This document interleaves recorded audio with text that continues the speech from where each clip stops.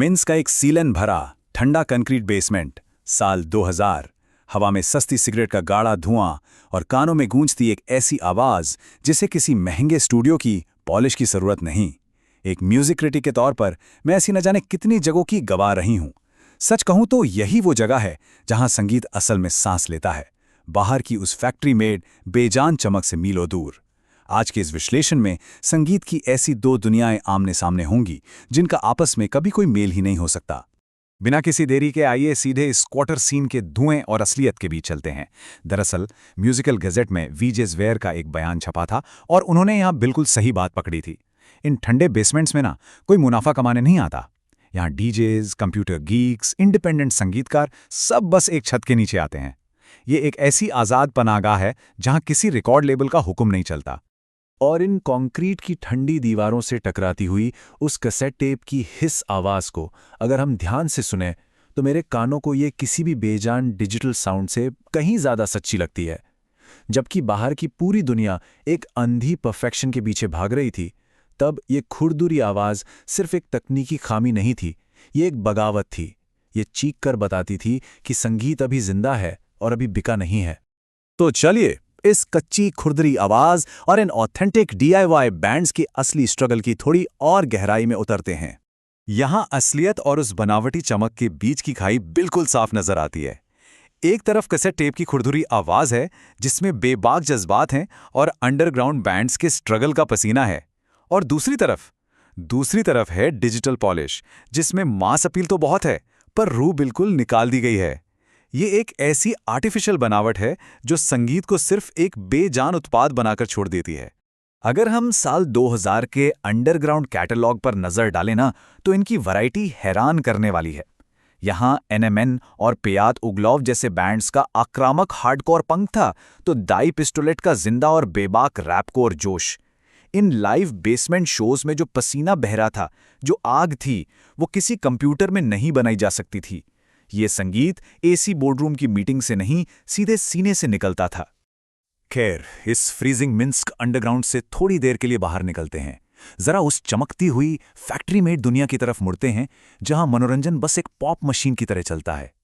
अब इस स्लाइड पर मौजूद डेटा को देखिए। यह इस बात का बिल्कुल परफेक्ट एग्जाम्पल है कि कैसे एक कलाकार एक मास प्रोड्यूसिंग फैक्ट्री में तब्दील हो जाता है। भारतीय एक्टर गोविंदा का 90s के दशक का ये सफर देखिए। आंखें, Raja Babu, coolie number 1, hero number 1, एक के बाद एक कॉमेडी ब्लॉकबस्टर्स की लड़ी।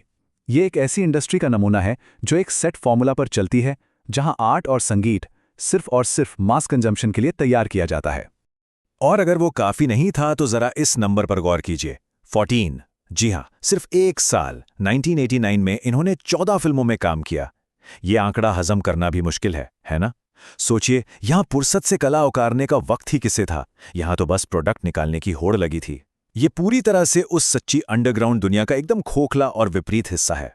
इस चमकती हुई पॉप दुनिया का जादू इस हद तक लोगों को अंधा कर देता है कि होम फिल्म के सेट पर एक फैन ने global mega star Amitabh Bachchan तक को अनदेखा कर दिया, सिर्फ गोविंदा का ऑटोग्राफ लेने के लिए।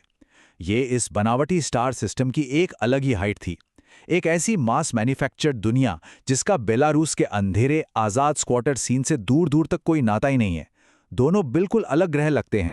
लेकिन क्या अंडरग्राउंड सीन हमेशा महफूज रह सका?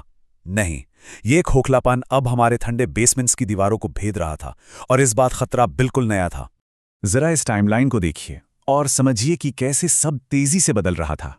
1997 में डीजे निक को बेस्ट डीजे का अवार्ड मिल जाता है। 1999 आते आते क्लब टाइम जैसे कंपाइलेशंस की बाढ़ सी आ गई, और फिर 2000 में RMG रिकॉर्ड्स ने प्रोग्रेसिव हाउस मिक्सेस का सीधा मास प्रोडक्शन शुरू कर दिया। अचानक असली इंस्ट्रूमेंट्स और ड्रम्स की जगह उन एमेचर पुश बटन डीजेस ने और ठंडे कंप्यूटर प्रोग्राम्स ने ले ली। यहां रुककर ये सवाल दिल में जरूर उठता है, और सच कहूं तो थोड़ा डर भी लगता है। क्या ये नई डिजिटल पॉलिश, ये चमकती हुई सटीक तकनीक हमारे इंडिपेंडेंट संगीत की असली रूह का गला घोंट रही थी? जब हर एक बीट एक मशीन सटीक कर देगी तो उसमें बचा इंसानी दर्द, वो असली चीख कहाँ जाएगी? ऐसे सटीक और बेजान होते जा रहे दौर में जब सब कुछ डिजिटल और स्टेरलाइज्ड हो रहा था, तब कुछ लोग कागज और स्याही से बगावत कर रहे थे। इन आंकड़ों के जमी आसमान के अंतर को महसूस कीजिए। सोतवार जीन की प्रिंट रन देखिए, सिर्फ 250 कॉपीज। एस दुष्कुम जीन की तो सिर्फ 110 कॉपीज। एक तरफ करोड़ों कमाने वाली ग्लोबल पॉप मशीन चल रही थी और दूसरी तरफ सस्ती स्याही से छपी ये मुट्ठी भर कॉपीज। इन्हें छापने के लिए भी पैसे और हिम्मत सब मुश्किल से जुटाए जाते थे।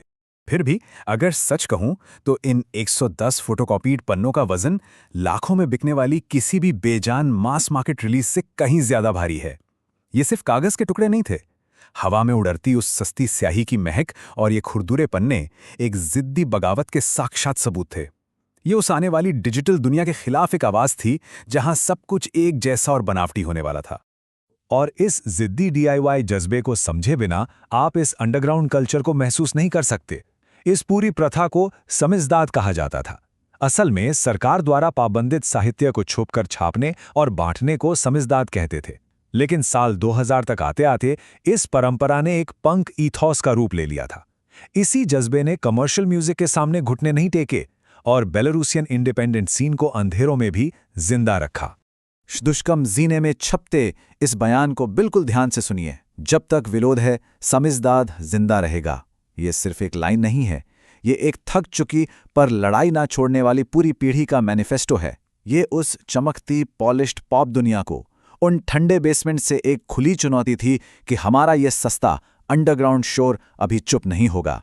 तो जब हम इस पूरे सफर को देखते हैं तो आखिर में एक बड़ा सवाल वहीं रह जाता है। आज के इस दौर में जब परफेक्शन को भी फैक्ट्री की तरह धड़ाधड़ मास प्रोड्यूस किया जा रहा है, तो आखिर में असल बचता क्या है?